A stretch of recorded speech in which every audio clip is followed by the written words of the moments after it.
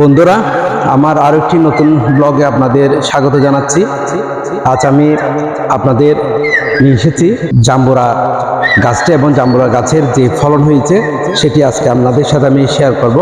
আপনারা দেখতে পাচ্ছেন, দেখেন কত সুন্দর সুন্দর জাম্বুরা রয়েছে। আপনারা দেখতে পাচ্ছেন প্রতিটি জায়গায় কিন্তু এখানে ফলন রয়েছে। কতগুলো ফলন হয়েছে আমি যদি আপনাদের আরো ভালো করে দেখাই, আপনারা দেখতে পাবেন।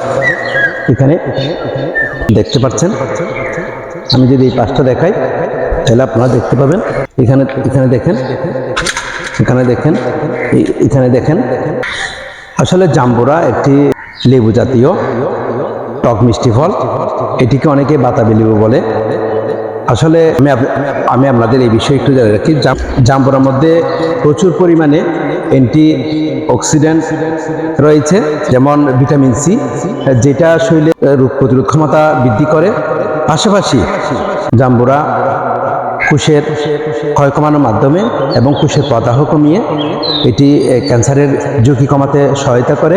তাছাড়া এই জাম্বুরায় রয়েছে রাইবোফ্লাভিন ও থায়ামিন, যা শরীরের স্নায়বিক কার্যক্রমগুলোকে স্বাভাবিক রাখে এবং মানুষকে সুস্থ রাখতে সহায়তা করে।